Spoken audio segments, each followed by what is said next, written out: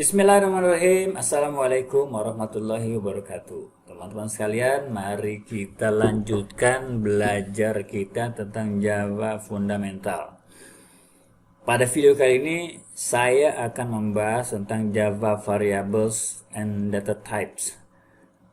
Apa dan bagaimana Java variables dan data types ini? Mari kita lihat dari sumber-sumbernya di internet langsung. Java variables. Nah, di sini kita bisa lihat, saya ambil yang pertama aja nih dari w3schools.com Java variables. Wah, ini kebetulan berdekatan nih, variables dan data types. Nanti bisa kita lihat data types ya. Kita bahas tentang variables dulu. Java variables. Variable di Java. Variables are containers for storing data values. Variable adalah container, penampung untuk menyimpan nilai-nilai data. Di Java, there are different types of variables. For example, di Java ada beberapa tipe, ada tipe-tipe yang berbeda dari variabel-variabel. Sebagai contoh adalah string untuk menampung teks, contohnya hello. Int untuk menampung integer seperti 123 atau -123, seperti itu. Atau float untuk menampung floating point number, desimal seperti 19,99 atau -19,99, atau tipe char untuk menampung single karakter seperti A atau B atau karakter ASCII. Nanti kita akan bahas lebih dalam di sini di data types ya. Kemudian ada boolean untuk menampung true or false, menampung benar nilai true atau false, atau benar atau salah. Nah, sekarang gimana cara mendeklarasikan variabel? Declaring atau creating variables. Caranya sintaknya seperti ini. Tipenya kita sebutkan dulu tipenya, kemudian nama variabelnya, kemudian kita beri value di sini. Jadi contohnya seperti ini. String name sama dengan John. Ini maksudnya tipe datanya adalah name, string, nama variabelnya adalah name, kemudian diberi value bernama John. Artinya John dimasukkan ke dalam sini. Kemudian ini dicetak, di print ya, system out print line name, nanti menghasilkan tulisan John. Contohnya misalkan kita bisa buat sendiri di Visual Studio Code. String, saya pakai bahasa Indonesia aja deh, nama. Saya kasih value Budi Prasetyo, titik koma, jangan lupa titik koma. Kemudian saya print nilai nama itu, sysout nama. Jadi kalau kita run di sini, lihat, nah, dan tampil tulisan Budi Prasetyo. Cuma ini aja. Contoh lain, misalkan saya kasih tipenya int. Saya kasih tipenya int dengan nama variabelnya bilangan bulat. Bilangan bulat gini deh. Nah, kalau ada dua kata, ini sudah menjadi konvensi ya, sudah kebiasaan programmer Java, bahwa kalau ingin membuat nama variabel dengan dua kata, yang huruf pertamanya kecil dulu, nanti kalimat kata apa huruf di kata yang kedua besar gini. Jadi kalau bilang bulat kayak gini, B-nya yang besar, B yang keduanya yang besar.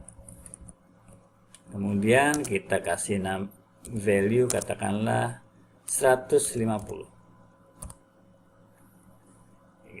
Jangan 150 deh, 100 saja. Oke. Kemudian kita cetak di sini sysout bilangan. Nah, ini udah, kalau pakai Visual Studio Code udah langsung memberikan kemudahan, langsung auto complete begini. Nah, supaya menghindari kesalahan dalam pengetikan kode programnya. Nah, kemudian kita kita run di sini. Oke. Kita tulis sini Budi Prastio 100. Oke. Kemudian contoh lain misalkan float. Saya ingin mendeklarasikan tipe data floating point, float. Ini bilangan desimal kayak gini. Saya beri nilai 7,33 F. Nah, kenapa F? Kita harus memberitahu bahwa ini float itu bahwa nilai ini nilainya adalah float. Ya, nilainya float. Jadi kita 7,33 float gitu. Ketika nanti kita berada di di yang desimal juga tetapi tipenya double, misalnya ini double, saya kasih nama bilangan double kayak gini, katakanlah angkanya sama 7,33. Nah, kita bisa memberi tandanya begini supaya membedakan mana yang tipenya double, mana yang tipenya float kayak gini. Kemudian kita coba cetak di sini sysout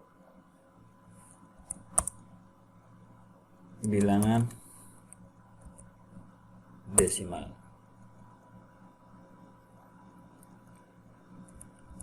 Atau saya kasih nama bilangan float aja deh, biar nggak membingungkan Anda gitu ya. Float. Nah, di sini saya kasih nama bilangan float juga. Kemudian sysout ini bilangan double. Oke, kita coba run. Nah, hasilnya begini. Budi Prastio 107,33. Yang F sama D-nya tidak digambarkan, tidak dituliskan di sini. Ini diberlakukan ketika kita assign, memasukkan nilai value-nya berdasarkan tipe datanya. Kalau tipe datanya D, maka ini. Kenapa sih harus begini? Kadang-kadang ini karena rentangnya ini masih sama gitu loh. Kalau float nanti kadang-kadang kita lupa masukkannya lebih besar dari rentangnya. Sebetulnya itu lebih tepatnya taruhnya di double, tapi kadang-kadang kita salah nulis, jadinya kalau itu udah jelas error. Kalau itu udah jelas error. Tapi kalau begini ini tidak error, dua-duanya tidak error, tapi harus kita bisa membedakan supaya memori juga sudah menjelaskan bahwa 733 ini sudah dengan rentang tipe data yang udah lebar memorinya. Kalau ini lebih kecil dari rentang memorinya lebih kecil daripada yang double gitu. Karena nanti pembahasannya akan lebih dalam di tipe data. Ini contoh kita mendeklarasikan variabel dulu. Oke. Kita coba ulangin lagi, masih sama seperti ini. Oke, sekarang kita lihat di sini ada yang disebut dengan final variable. Final variable itu bisa disebut dengan nilai konstan. supaya ini tidak diubah-ubah dan tidak boleh berubah. Kalau sudah diberi nilai konstan berarti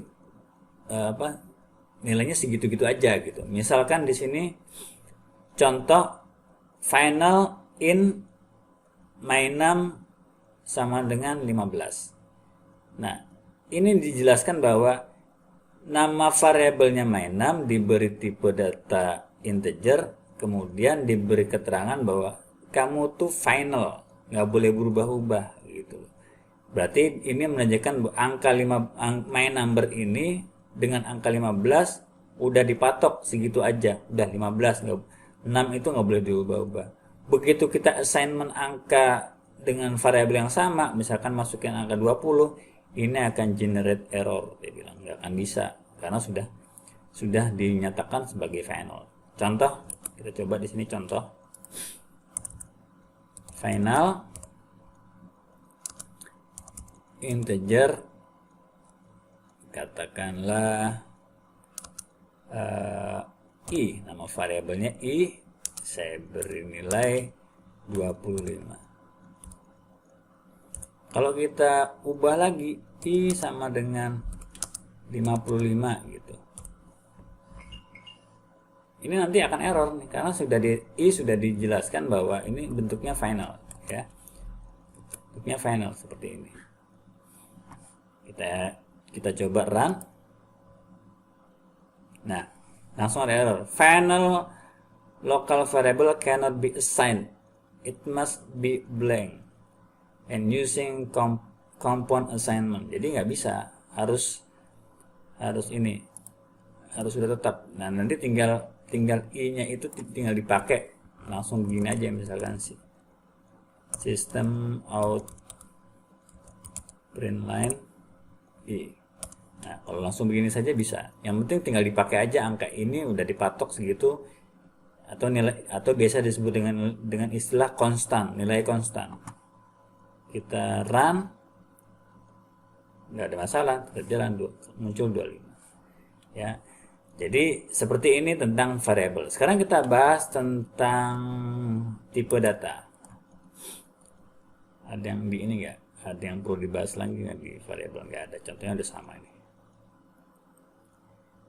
Nah, atau mungkin kayak gini, declare many variables. Bisa juga sekaligus in, tipenya in tapi sekaligus nih. X sama dengan 5, Y sama dengan 6, Z sama dengan ini, boleh seperti ini. Ini boleh seperti ini. Kemudian identifiernya ini, Java identifiers. Istilah identifiers itu maksudnya penamaan ini. Nah, penamaan variabel ini disebut dengan identifiers. Nah, ini harus dibilang konvensinya seperti ini. Kalau dua kata, minutes per hour. Nah, yang pertamanya kecil, huruf kedua dan ketiganya P-nya besar, H-nya besar. Supaya menjelaskan bahwa ini ada 3 kata gitu. Di good tipenya kayak gini. Ini masih oke, but not easy to understand. Maksudnya apa? M gitu. Mendingan buat aja kalimat yang seperti ini supaya jelas gitu loh. Karena kan nanti kita ketika mendevelop sebuah aplikasi, mungkin tidak hanya kita sendirian, tapi kita dengan tim, supaya akan lebih mudah pemahaman anggota timnya. Kita beri penamaan variabel yang mudah dimengerti secara logika gitu ya. Inilah disebut dengan Java identifiers. Maksudnya identifier itu yang ini, nama variabel itu. Nah, sekarang kita melangkah ke data types. Bahwa Java itu mempunyai 2 tipe kategori data types ya. Yang disebut dengan, yang pertama disebut dengan primitive data type, kemudian non-primitive data types. Yang primitive data types ada 8. 1, 2, 3, 4, 5, 6, 7, 8. Yaitu byte, short, integer, long, float, double, boolean, and char. Yang non-primitive data types itu seperti string, array, kemudian class. Kita akan bahas ini, dia bilang nanti di bab yang lain gitu, bab yang berikutnya nanti ya. Nah, Coba kita intip dulu yang tentang primitive data types. Di sini disebutkan bahwa masing-masing primitive data types ini mempunyai ukuran.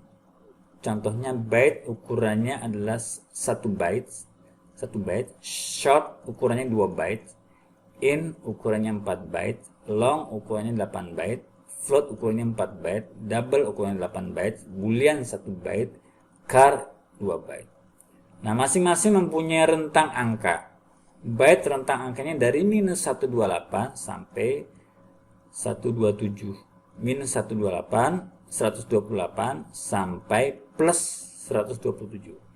Short dengan size-nya 2 byte, dia bisa menampung dari minus 32.000 sekian sampai plus 32.000 sekian.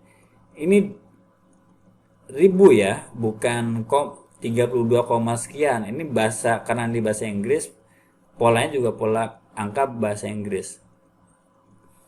Kemudian in ini bilangan bulat.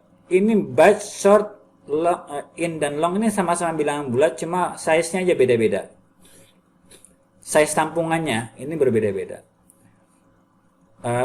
Dia bisa nampung sekian, apa nih disebutnya, sekian miliar ya, 2 miliar, minus 2 miliar sampai dengan minus plus 2 miliar sekian. Long, nah ini nggak tahu nih berapa digitnya, saya pokoknya segini dah, panjangnya segini, panjang sekali. Apa namanya, kemudian float ini store fractional number atau biasa dengan floating point number, mulai dari 6 sampai 7 decimal digit. Kemudian double 8 bytes, sama fractional number juga, maksudnya tuh desimal ya, fractional number itu desimal. Dia bisa menampung sampai 15 digit. Kalau boolean ini satu bit aja yang hanya menampung true or false, nilai benar atau salah. Char ini 2 bytes tapi menampung karakter khusus atau ASCII value.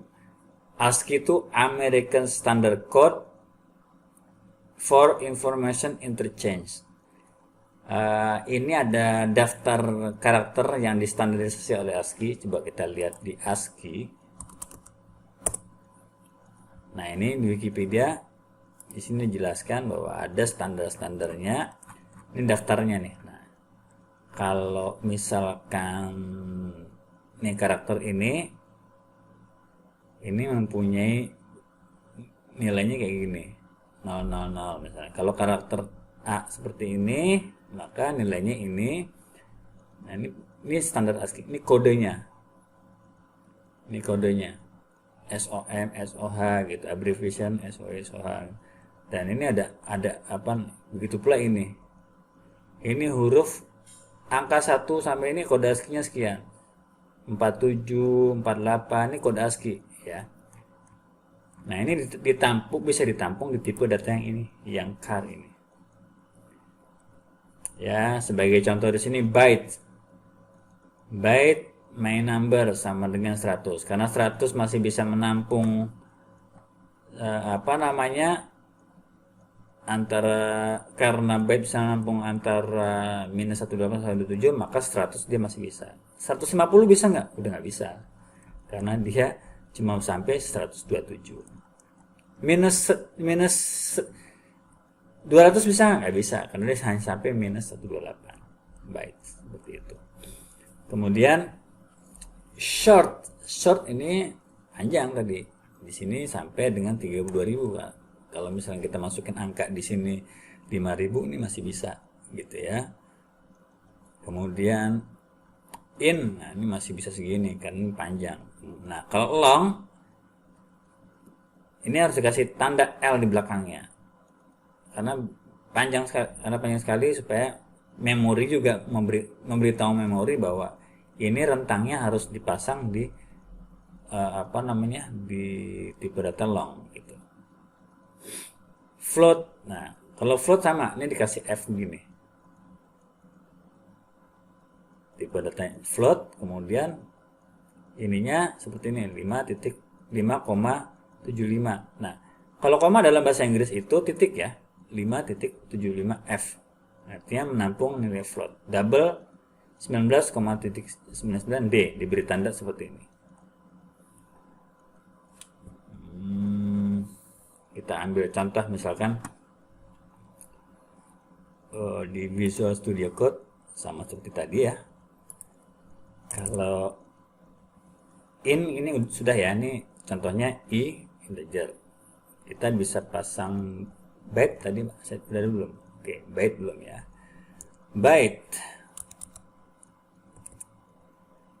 Byte tipe byte ini saya kasih nama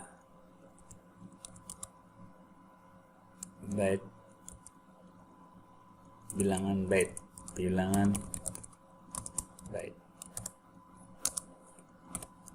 Value-nya katakanlah saya masukkan 150. Dia dikasih tahu bahwa ini salah, ini merah, tanda merah ini bahwa ini salah. Karena apa? Dia hanya bisa menampung plus 127. Jadi kalau misalnya saya masih masukkan 127 masih bisa. 128 bisa nggak? 128 masih bisa. Nah, 128 sudah tidak bisa ya. 128 sampai 127 aja.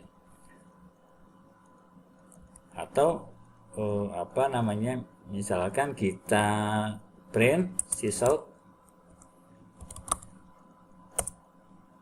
bilangan byte, kemudian saya ubah nilai bilangan byte-nya, bilangan byte sama dengan minus 127.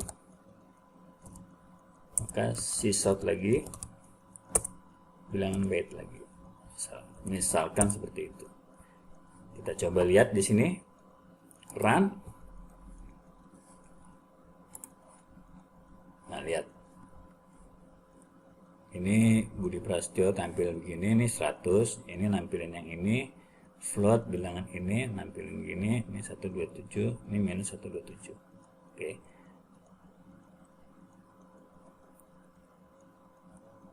Oke. Kemudian contoh lain misalkan di sini car ya, yang car migrate sama dengan B misalkan. Nah, misalnya gitu. Tipenya car migrate atau grade aja deh. Grade sama dengan, kalau car jangan pakai petik 2 ya. Kalau car petiknya 1. Gini. A. Sysout grade. Run. Nah, tampil gini. Tampil yang A. Oke. Misalnya kita ubah lagi yang A, yang grade jadi B misalkan. Kita tidak perlu deklarasi lagi, langsung aja grade sama dengan B. Sysout grade. Maka hasilnya A dan B. Ya, A, B. Oke, sampai di sini saya kira cukup ya mengenai variables dan data types, bahwa yang penting Anda sudah paham tentang variable, kemudian ini disebut dengan identifiers, kemudian tipe variabel yang variabel data types itu mempunyai dua tipe, dua kategori, yaitu primitive data types dan non-primitive data types, yang mana primitive data types itu ada 8, yang 8-nya itu adalah ini, yang ini. Dan Anda bisa buka di sini langsung aja gini. Dan cara belajar saya juga memang seperti ini, jadi langsung. Jadi kalau sengaja saya tidak membuat presentasi atau apapun, supaya Anda juga melihat oh cara belajarnya itu seperti ini tuh. Langsung aja cari di Google, kemudian apa cari tutorialnya, kemudian nanti kita pelajari dari topik yang dibahas seperti itu aja. Nih, sengaja saya tidak buat presentasi apa-apa, tapi langsung ambil dari sumbernya yang ada di internet supaya memberi pemahaman pada Anda dan kebiasaan pula dalam belajarnya juga seperti ini. Ya. Oke, saya kira cukup mengenai variabel dan data types. Terima kasih. Assalamualaikum warahmatullahi wabarakatuh.